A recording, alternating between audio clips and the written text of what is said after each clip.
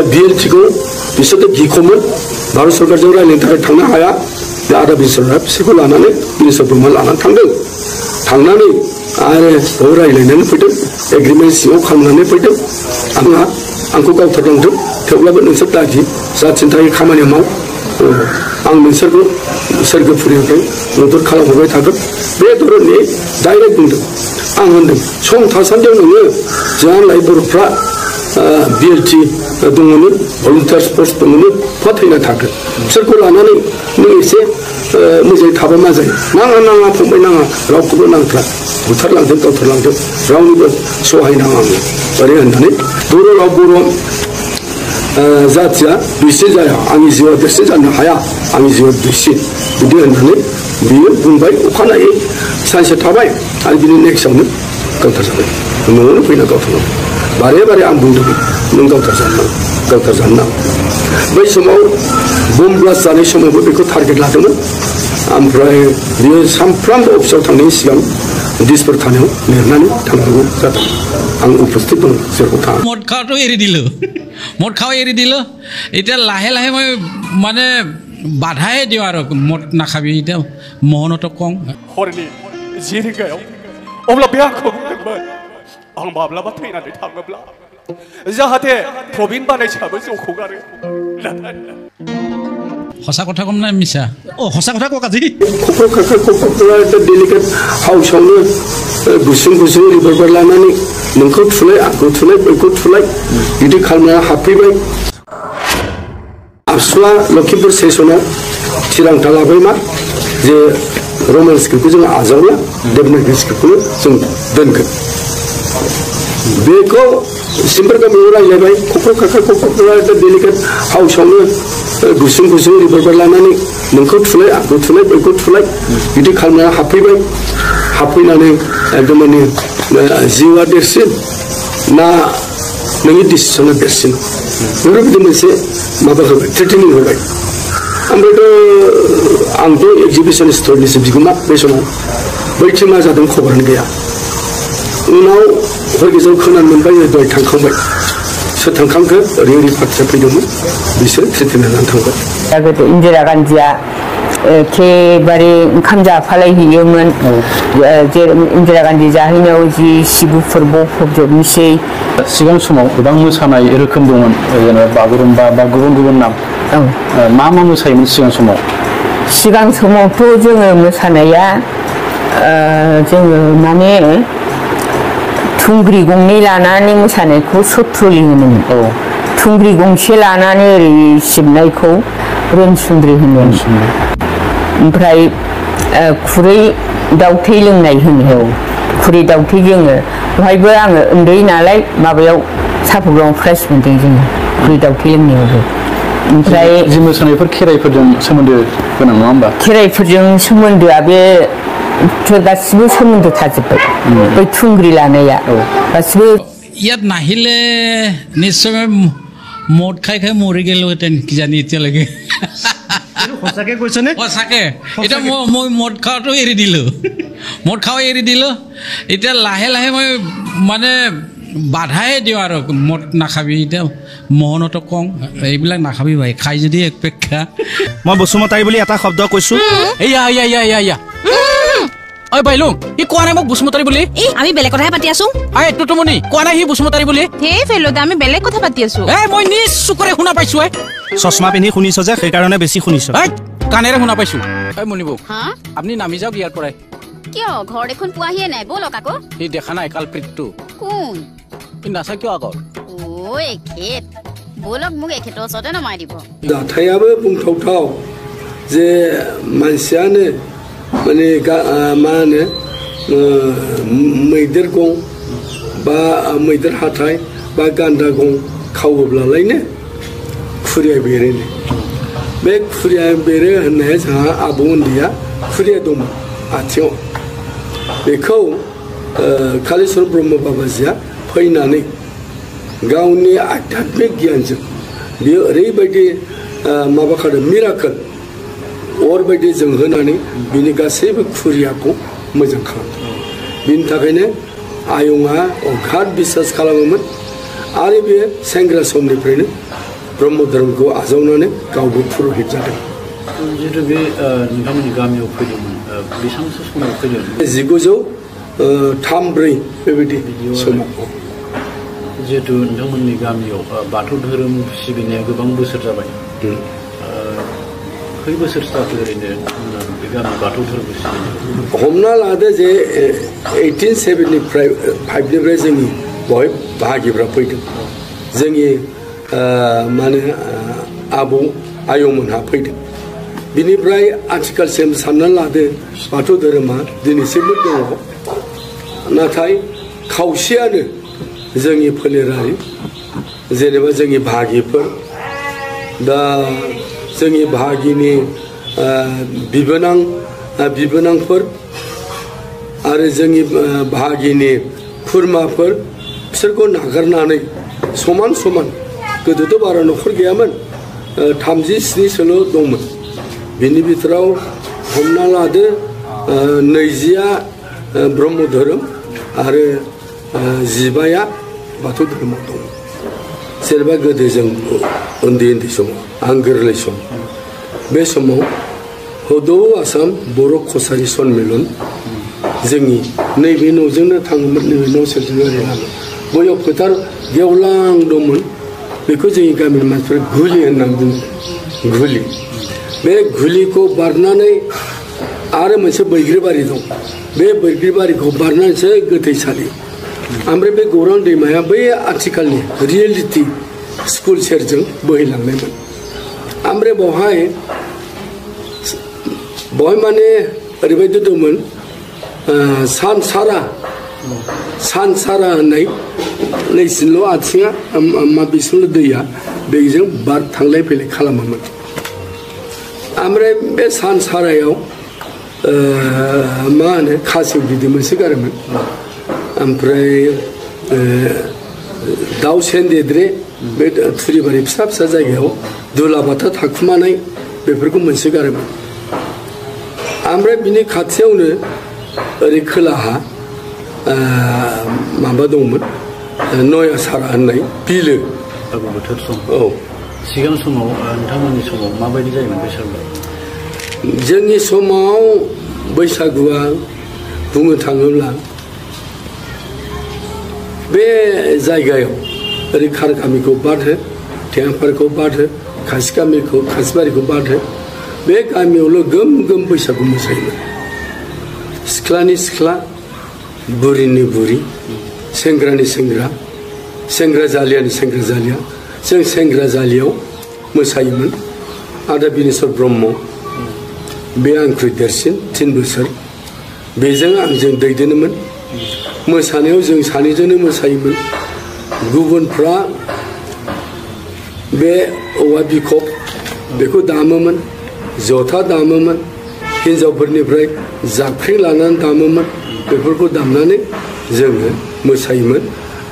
दा बेखौनो बुंनो सानदों जोंहा आदा बिनेस्वरनि खोथा।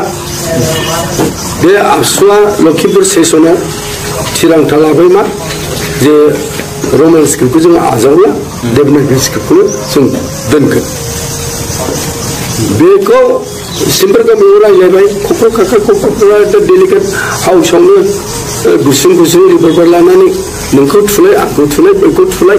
बिदि खालामना हाबफैनानै एकदमानि जिउआ देरसिन ना नोंनि डिसिसना देरसिन बेफोरबायदि मोनसे माबा होबाय थ्रेटेनिं होबाय। ओमफ्रायथ' आंथ' एक्जिबिसन स्टरनिसो बिगोमा बे समाव बैथिं मा जादों खबरानो गैया। उनाव हय गेजेराव खोनानो मोनबाय दहाय थांखांबाय। सोर थांखांखो ओरै पार्टिया फैदोंमोन बिसोर थ्रेटेनिं होनानै थांबाय। ओमफ्राय दा उनावहाय बे बाथ्राखौ लानानै बै बांगाल दरबाराव सावरायहैबावबाय। बांगाल दरबाराव बेनो फाइनाल जाबाय माने देबनागरियानो फाइनाल जाबाय। बेखौ डिक्लेयार होबाय। भारत सरकारजों रायज्लायनायावबो भारत सरकारा बुंबाय जे सिजफायार खालामनो फैयोब्ला नैबे पइन्टखौ जोंनो नांगोन ओरै होननानै बुंखानाय दङ भारत सरकारनो। दा BLTखौ बिसोरथ' गिख'मोन भारत सरकारजों रायज्लायनो थाखाय थांनो हाया। बे आदा बिनेस्वरा बिसोरखौ लानानै बिनेस्वर ब्रह्मआ लानानै थांदों। थांनानै आरो रायलायनानै फैदों एग्रिमेन्ट सिङाव खालामनानै फैदों आरो बे रोखोमैनो जोंनि रावखौबो भारत संबिधाननि 8 सिदुलाव सोगोन होननानै जोङो बर' थुनलाइ आफादखौ लानानै थांनानै बेबायदि एग्रिमेन्ट जाबोदों आरो बेबायदिनो जोंनि रावा भारतनि मोनसे गनायजाथाव राव होननानै गनायजादों दा बेखौनो जेब्लानाखि बे साहित्य सभानि प्रेसिडेन्ट जाबाय थायो अब्ला बेखौ ट्रिटमेन्ट होबाय थादोंमोन 17 तारिखआव आं गुवाहाटीयाव थांदोंमोन 17 तारिखआव आंखौ बुंदों गिनो नाङा आंखौ गावथारनांदों थेवब्लाबो नोंसोर दागि जाथिनि खामानि माव आं नोंसोरखौ सोरगोफुरिनिफ्राय मदद खालामहरबाय थागोन बे धरननि डाइरेक्ट बुंदों आं होनदों सम थासान्दियाव नोङो जोंहालाय बर'फ्रा बिएलटि दङनो भलुन्टियार्स फर्स दङनो फाथैना थाखो बिसोरखौ लानानै नों एसे मोजाङै थाबा मा जायो नाङा नाङा फंबाय नाङा रावखौबो नांथ्रा बुथारलांदों गावथारलांदों रावनिबो सहाय नाङा आङो ओरै होननानै बर' राव बर' जाथिया दुइसिन जाया आंनि जिउआव देरसिन जानो हाया आंनि जिउआव दुइसिन बिदि होननानै बियो बुंबाय अखानायै सानसे थाबाय आरो बिनि नेक्स्टआवनो गावथार जाबाय न'आवनो फैना गावथारनांगौ बारे बारे आं बुंदोंमोन नों गावथार जानो नाङा बै समाव बम ब्लास्ट जानाय समावबो बेखौ टारगेट लादोंमोन ओमफ्राय बियो सानफ्रामबो अफिसाव थांनायनि सिगां दिसपुर थानायाव लिरनानै थांनांगौ जादोंमोन आं उपस्थित दं जेराव थाङाखै बे रोखोम बिनिफ्राय बुंनो थाङोब्ला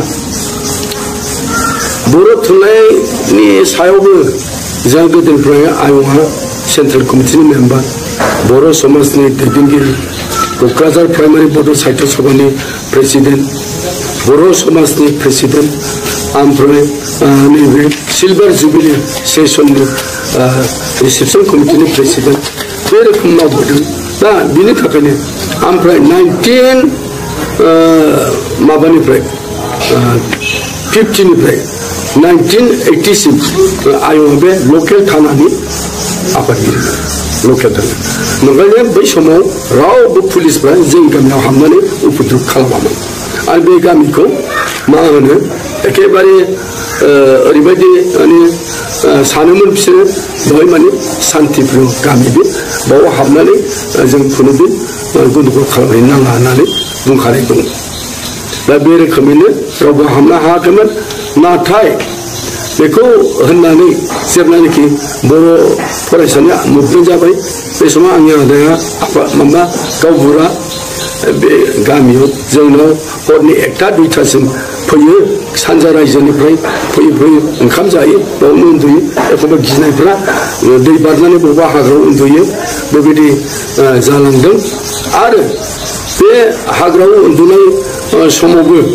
मोनसे समाव मा होनो पुलिसफ्रा मिथिनो मोनबाय जे आजिखालि बाथरमारि गामियावबो बेबायदि भलन्टियार्स फर्स बर' भलन्टियार्स फर्स आबसुनि थाफैयो आश्रय लायो होननानै मिथिनो मोनदों ओंखायनो बे गामिया बे गामि नङाबानो पिटिसिनि आन्दलनावबो बेवहाय बिराद मानसिफ्रा बाहागो लाफैदोंमोन ओमफ्राय बे बाहागोआव अखानायै बिनिफ्रायनो सारि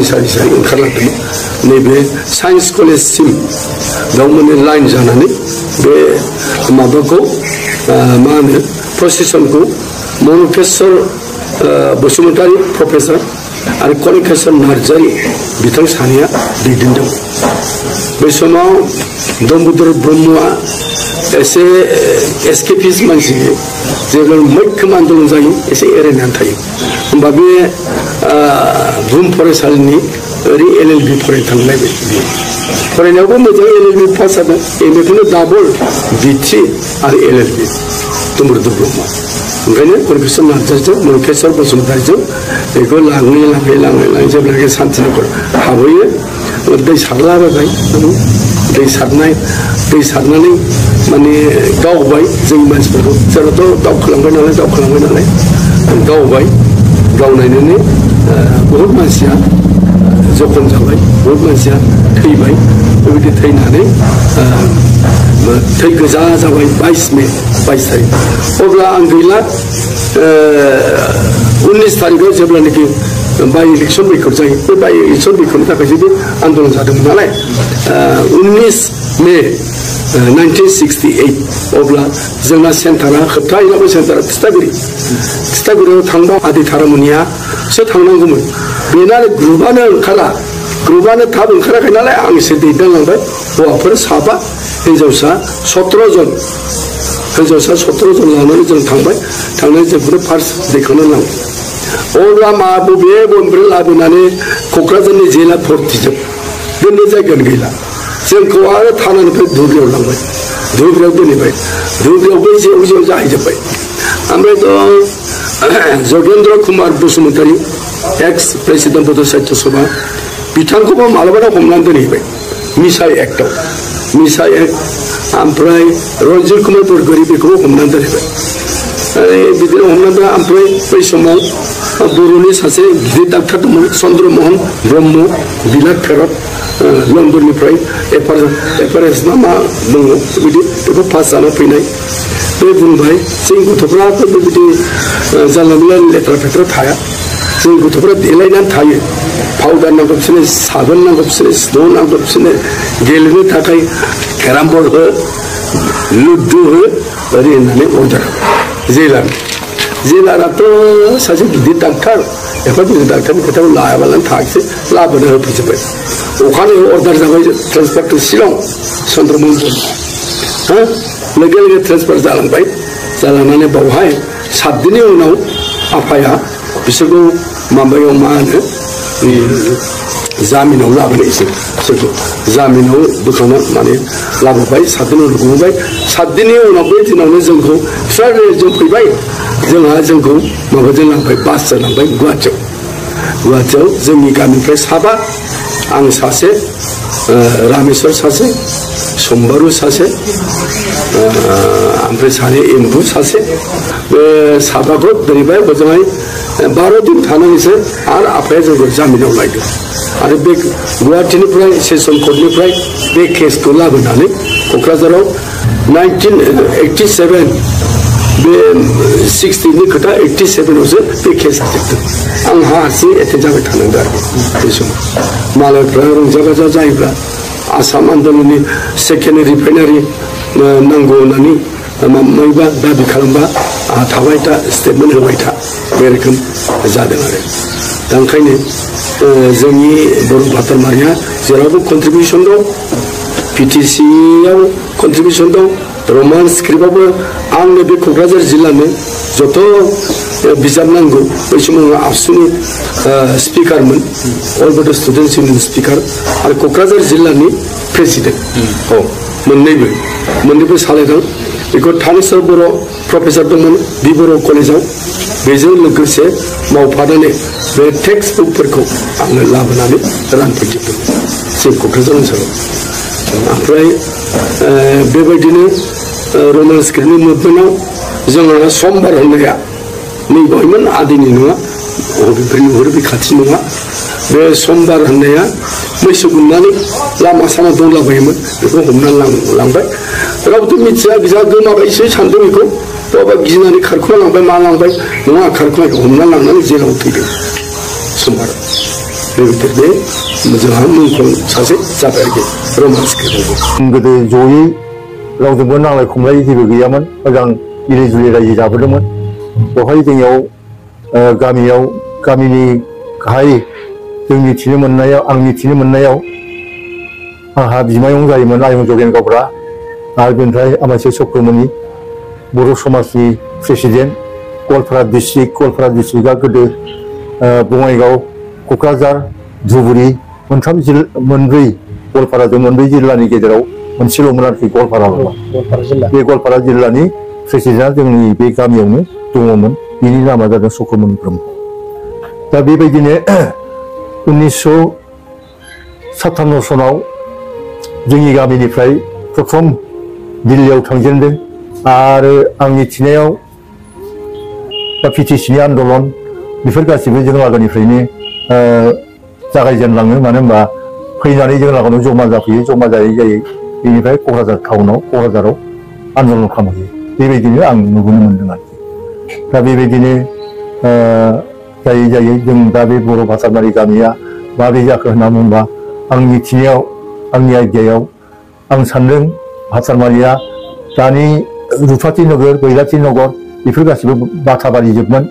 ओमफ्राय नैबे चक्रमनि न'नि सोनाब जायै गाम्बारि बिल होननाय जायगा दङमोन बे गाम्बारि बिलाबो गासिबो बाथाबारि जोबमोन बेवहाय जोङो फाल्गुन चैत्र मासफ्राव हाग्रा सावनानै सेसा जिनार जाहामेलाय बिदिनो लख्रा पर्यन्त थायोमोन बे जायगायाव बेफोरो जों होसोबायोमोन नुबोदों होसोनाय नुबोदों दा बेबायदिनो जोंनि बर' भासारमारि गामिया बे बाथाबारिखौ गोदो बाथाबारि होननानैसो आं जानांगौमोन खिन्थु बेवहाय गुबुन हारिनि कर्मचारिफ्रा अफिसारफ्रा फैनानै बाथाबारिखौ भासारमारि बे फिसाइ बुथारग्रा गामि होननानै दा जों बुंजायो आं मिथिनायाव मैदेर खर'आ हाथिमाथा जादों औवाबारिया बासबारि जादों दा बेबायदिनो बाथाबारियाबो भासारमारि जादों आं बेखिनिखौ मिथिगौ आरो जितु बाथारमारि गामि बेनि बेसेबां सनाव गायसननाय जादों बेनि एसे गोसोआव दं बेखौथ' आं बुंनो रोंला बेसे सनाव गायसननाय जादों मानो होनबा जोंहा आबौआबो बाहायनो दंमोन आफामोनाथ' बे जायगायावनो जोनोम आरो बिसोरल' नङा बेवहाय आफानि देरसिन जायफोर दङ बिसोरबो बे जायगायावनो जोनोम बे जायगायावनो दंमोन बै जोंनि गामियाव हाया बिराद गुवार गुवार बुंनो थाङोबा महेश माहाजोना आंनि न'निफ्राय नैबे लामानिफ्राय एकदम बै जगेन गावरानि न'सिम बेसेबांबा गुवार बिसिनि बारियानो मैगं थिलियानो दरथाम 30-35 जन मानसि जायो बिस्रा 30-35 जन मानसिनि जानाय मैगङा गावसिनि बारियावनो मेला आरो मैसो बाथोन गंसे दङमोन मोसौ गलि गंथाम दङमोन आरो थुरि जाबग्रा न'आनो गंनै दङमोन फानसि फाननानै बागानाव हरोमोन साहा बागानाव थोरिखौ ओमफ्राय जायफ्रा थोरि गैया बेफोर बायना लांफैयोमोन गामिफ्रावबो आं बेखिनिखौ नुदों बै समाव नोंथाङाथ' माखासे आन्दलनफोरखौ नोंथां नुबोदों बेनि सोमोन्दै एसे फोरमायनो आन्दलनावथ' पिटिसि आन्दलना जाबाय बे गौरांखौ बारनानै आन्दलन जाफैयो जों लागोनिफ्रायनो सुरु जालाङो सुरु जानानै बेनिफ्राय सोरबा सोरबा बिदिनो आन्दलनाव पुलिसफोरजों गावथारजादों होसोजादों बुजादों खारगुं खारसि जादों सोरनिबा न'आव हाबनानै थाखोमादों सोरबा बाङालिफ्राथ' बुंनो थाङोबा बै पिटिसि आन्दलन समाव 60 जननि सिगां बाङालियानो गैयामोन नैबे शान्तिनगराव आं नुनायाव 60 जननि सिगां सासेबो बाङालि गैयामोन इन्दिरा गान्धीनि आमोलाव हिन्दुस्तान पाकिस्तान बे जय बांला जानाय समाव फैनानै बे बाङालिफ्रा बेवहाय थाफैदों आरो गुरुदेब कालिचरना बेबो फैदोंमोन